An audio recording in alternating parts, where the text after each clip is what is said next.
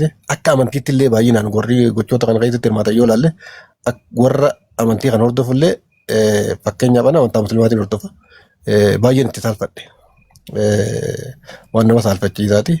Kan ol baasuun Jawaar kuni garaagarummaa siyaasaa qabaannus ani waan sirriiti parsantii 100 kana mormiin qabu jechuudha. Kuni akkasittiin fudhadha. Inni lammataa loogii qabu moo loogiin qabu Jawaar amma nama kana ifii sakatta'ee baasutti hin jiru. Ragaatti ergame tokkotti ilaaleeti ragaa san irratti hundaa'ee gochoota namni sun dalagan akkasitti tokkoon baasaa jira.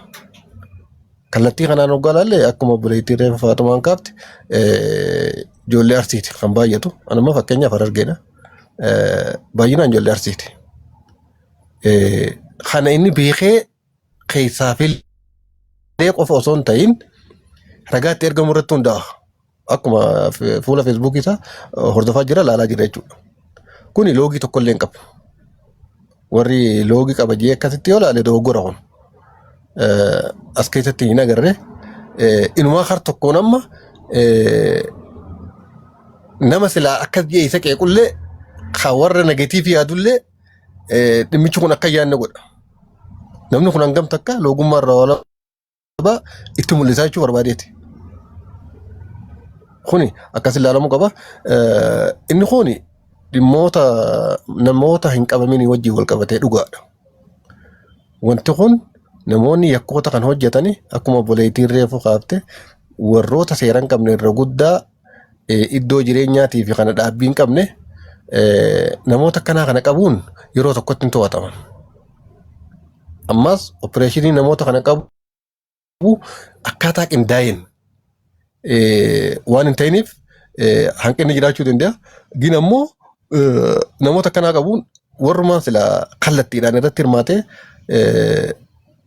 sila biyya keessa ta'es mootummaan guutuun labsee namoota akkanaa kana qabaa jee yoo sila opereeshinii bakka takkaa geggeessee yeroo takkatti hin qabamani kun yeroo fudhata akkasitti yoo hubanne barbaachisaadha. Haa ta'uuti immoo namoota kana bakka jiranii qabsiisuun nama tokko qofa laallatu. Amma namoonni baay'een hoggaan laalu akkuma Jawaar jala deemee namoota kana qabu yoo qabuu baate hanqina isaa akkas ilaalan. Kun sirrii miti. Kun qaama tokko nurraa eegamu. Namoota kana eerree ilaa hanga qabeenya isaan yakkoota kana dalaganii horatanitti hordofnee saaxiluutu nurra jira. Isa kana yoo akkasi qabanne barbaachisaadha dheeressu. Ani galatoome abdii obsaatti fuuf. Baay'ee namni hedduun kenneera. Waa'ee dhimma poostii Jawaar irratti waan jechuu barbaade. Jawaar akka amma namni yookiin oolonni suudii wal beektu kanatti nama beekuu danda'uu dhabuu danda'a. Inni nama viidiyoo wajjin ragaa wajjin itti ergan ebalu keessara ebalullee guyyaa akkanaa gastii akkanaa irra waan akkanaa godhe jedhanii namni itti erge bichaa poosti godha malee ebalu keessara ebalu kaganda ebaluuti ebalu kaganda akkanaati inni irraan beeku. Inni waan nama fakkeenyaaf ana yoo itti ergan awwala mee viidiyoon isaa bakka inni nama tumsiisutti bakka inni nama qalsiisutti ragaa wajjin nama yoo akkanumaan itti erganiif poosti hin godhu. Maaliif qaama barate borutti saalfadhaa waa wayii ragaa malee ol hin baasodhe hubatee ol baasa. Kadhimma poostii akkasi kadhimma poostii keessatti walaa ijoollee ebaluutu baay'inaan qabame walaa ijoollee ganda akkanaatu baay'inaan qabame miti. Fedhu ka ganda tokko namni dhibbi wanjala dalagee fedhu ka ganda tokko namni tokko wanjala haa dalagu.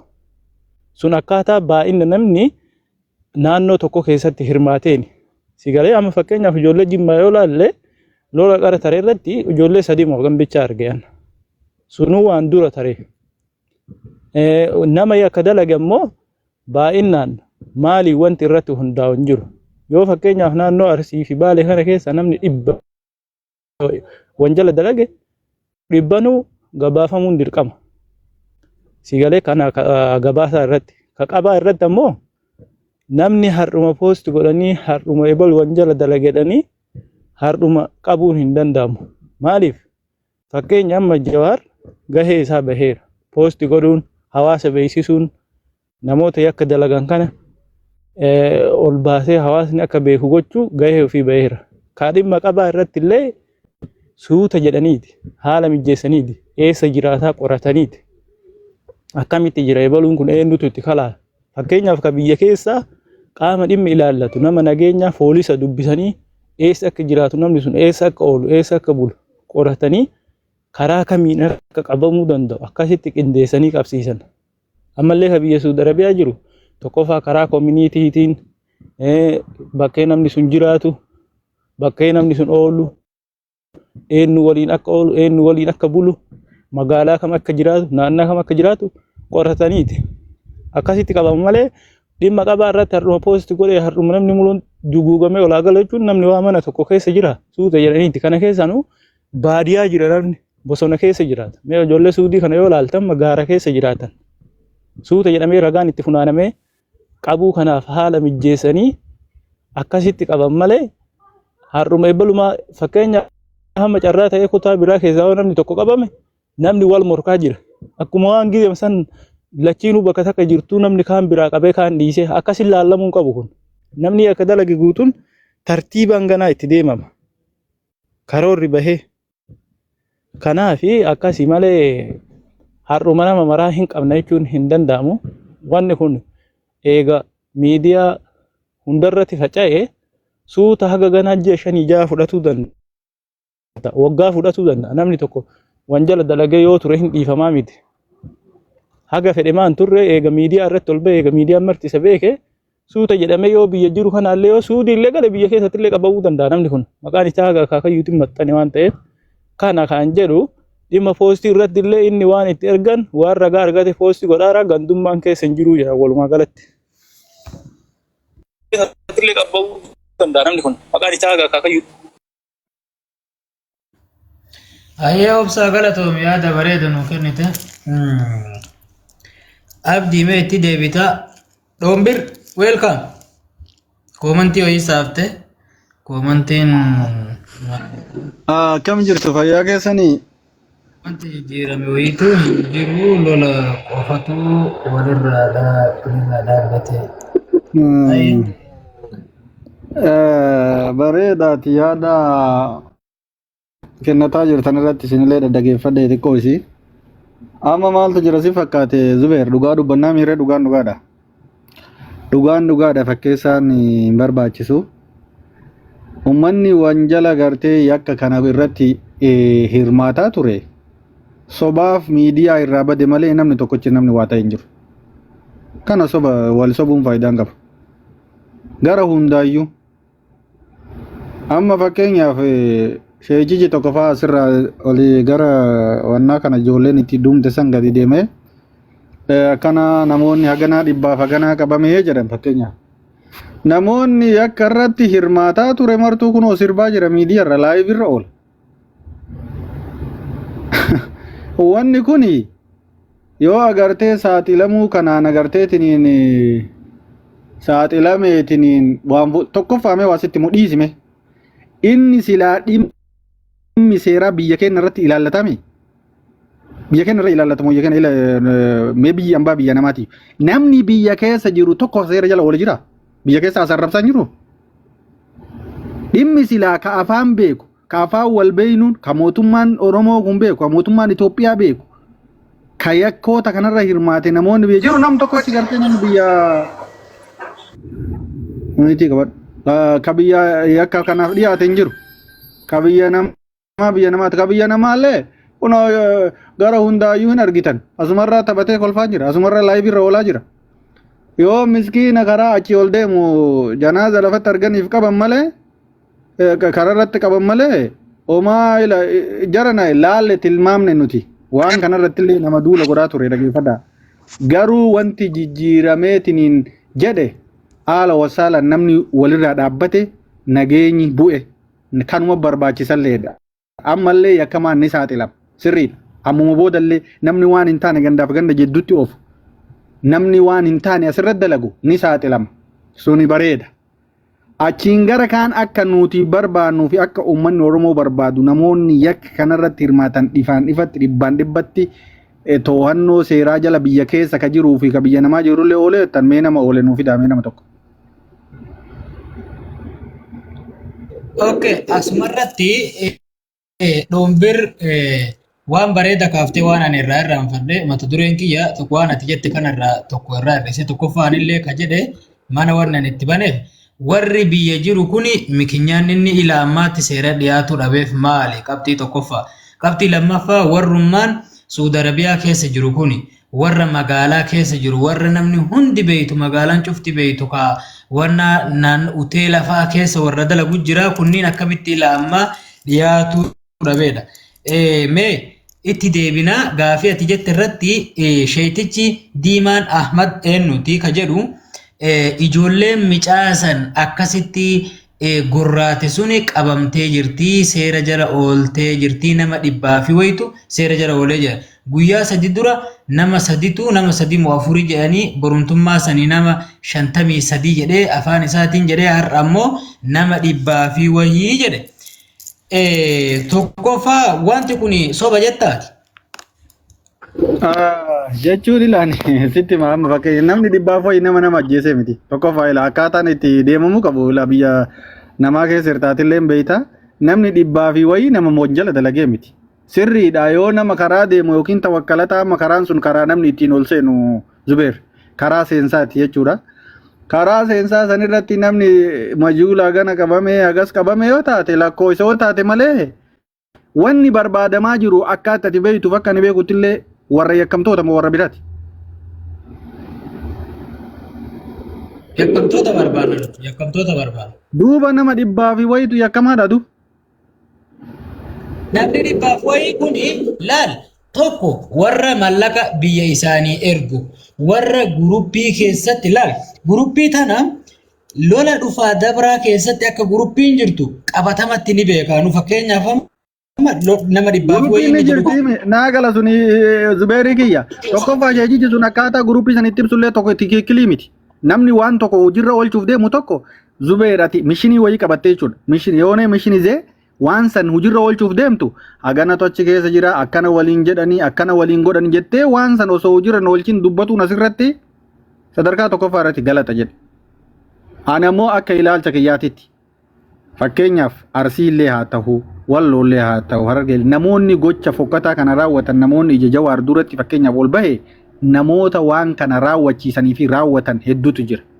Kanniin keessaa qabatamatti waan akkanaati jedhanii dhibbaaf 20 gahee dhibbaaf 30 gaheen kuni ani naa hin galle ila tokko gadi naan buune beeyta achi hayyaa deebi asuma ijoollee nu beeynu warrumaas keessa jiru warra kun live irraa callisee jedhan kun achiin callisee jedhan kunniin kadhalaallee haa ta'u kadhiiraallee kun obayatuma viidiyoo dalagaa jira dakanaan miseenjara jaraa olaaltu reefuma irraa bahee jedha dhokatee waan kana ammoo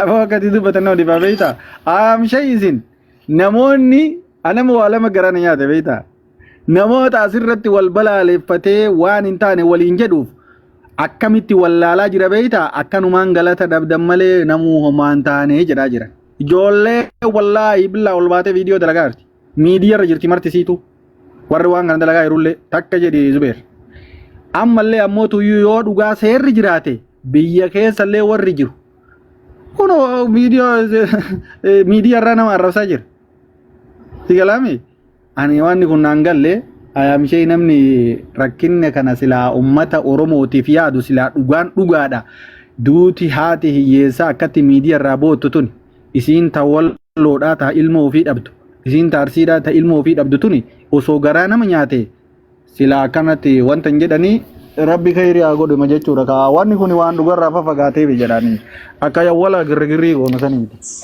Ashama jaalleewwan akkam jirtan? Zubeer akkam nagaa? Waalaikum salaam warahmatullahi itti fufe rankeeti. Wanti isin haasa'aa jirtan kun garii sirriidha garii sirrii miti. Namoonni akkamitti qabamuu dhabaniin kun qabamuu kongumaa warri hin danda'an. Maafiyaa gurguddoon hin danda'an.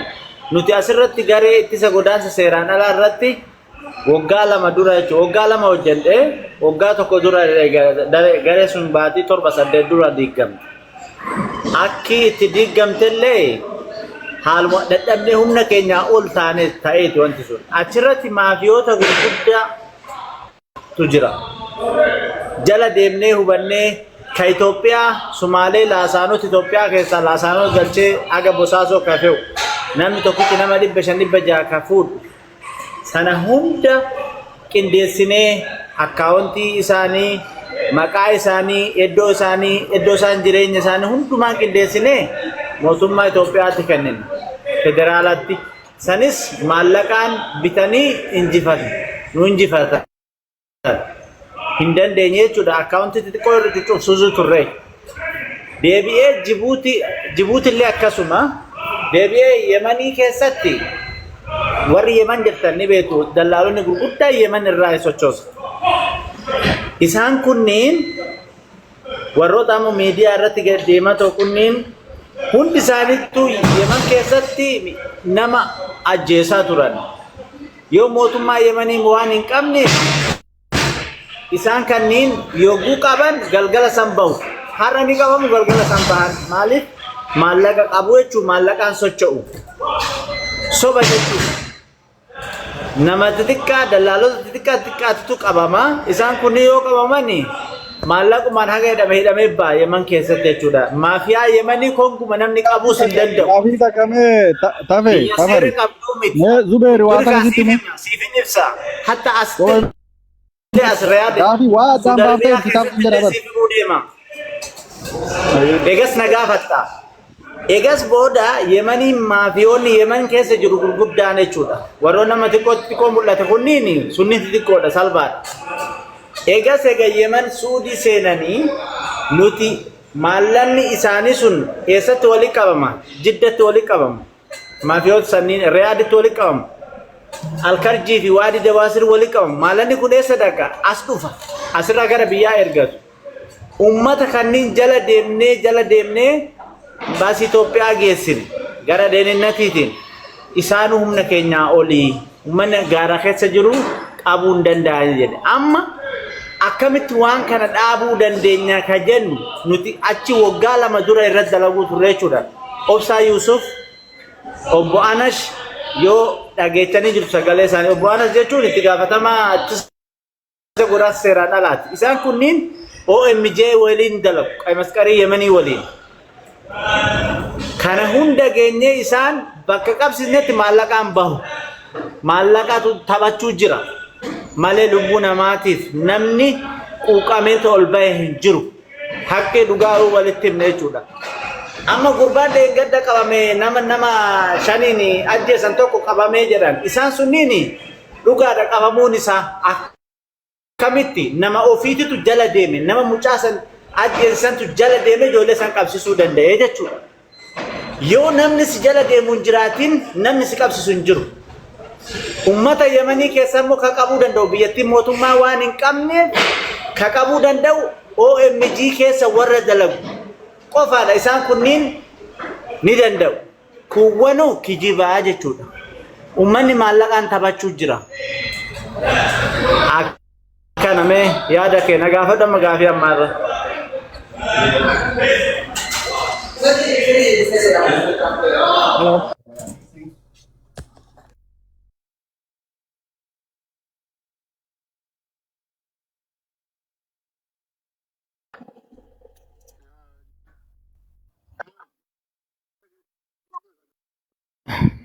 Ayam main dagang. Ayah galatoomaadha.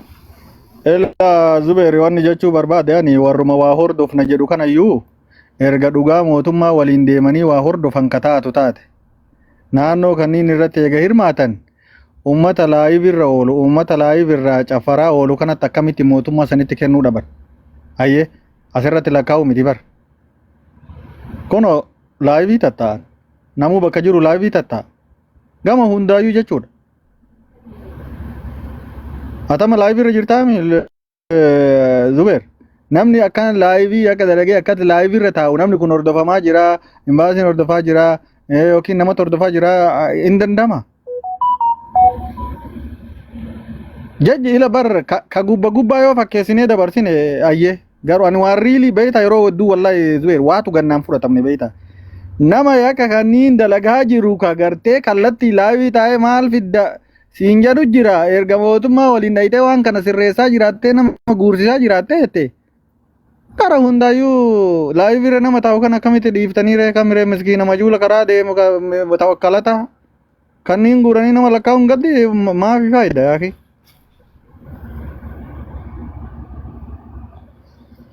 Waamshay namni waa barachuu qabaa yakki gara hundattuu yakka kanaafuu yakkarraa ilma namaa miidhuu irraa fagaachuudha. Ni deeggara. Waan ani jedhu kana sii gala na fakkaata keessatti. Sirriitti sii gala kan isaniif jedhee malee waan biraatiif hin jenne.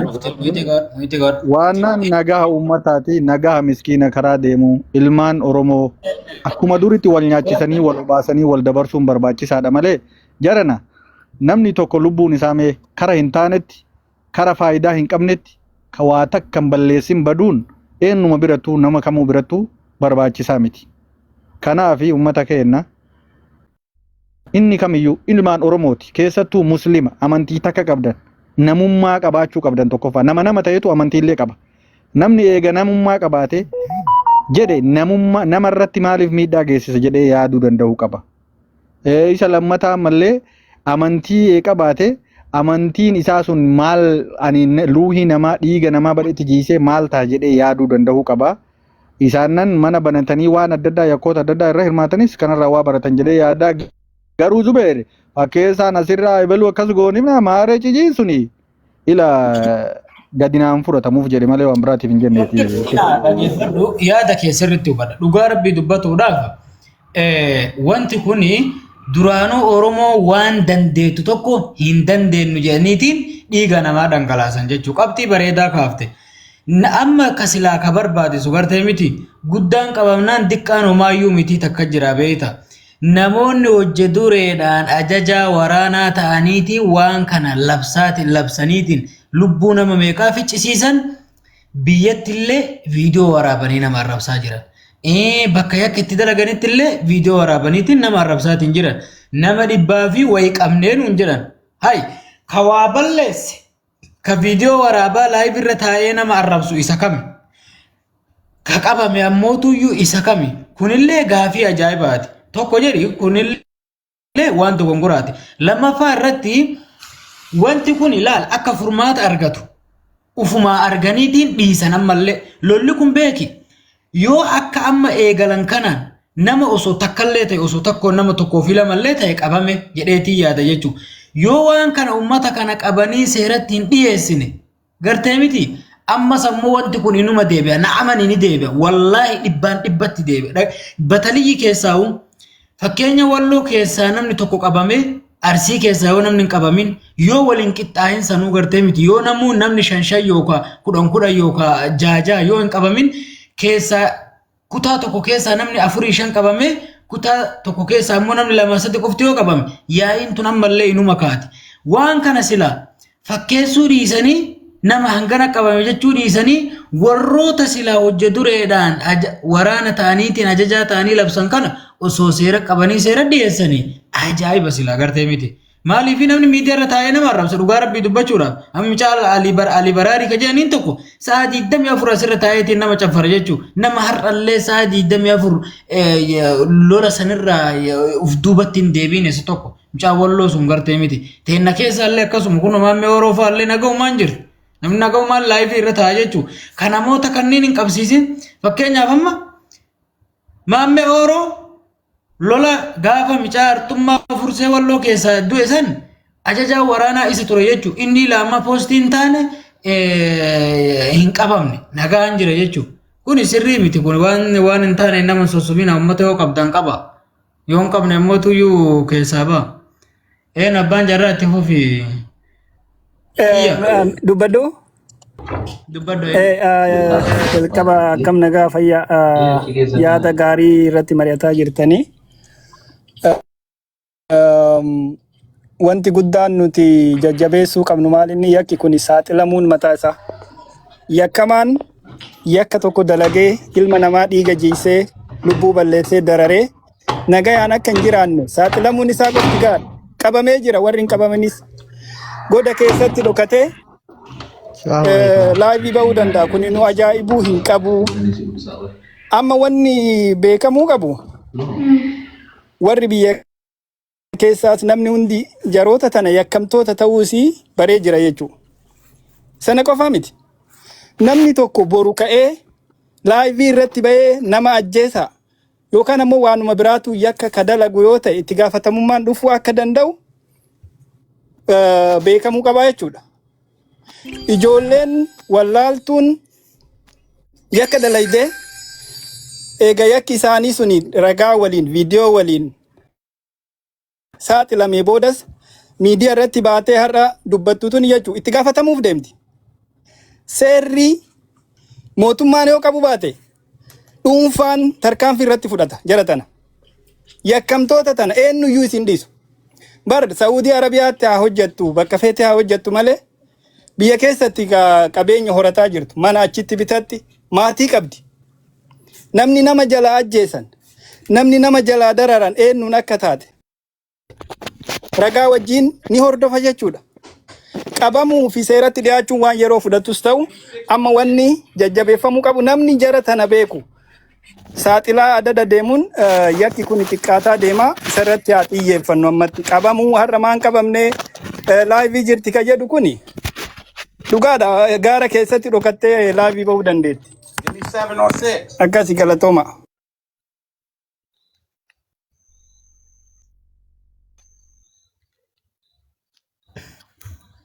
Itti fixaanuu kun osuma jalaa koomantii barreessa. Kiyya ati hoo? Maqaa isaatiin banatanii deemanii sa'a. Isuma. Jala Itti gabbee. fufi. Itti fufi isuma. Galatooma jechuun yaanni mana keessaa ka'e hunduu sirriinis ni jira dogongorris ni jira. Maaliif akkuma amma inni jedhetti obboleessi kenna jedhetti da'uufuu ulfaa barbaachisaa jedhani osoo ulfaa hin da'uun hin taatu. Dhugaa amma namoota yakka kana raawwatan qabuun seeratti dhiyeessuuf hin oolu.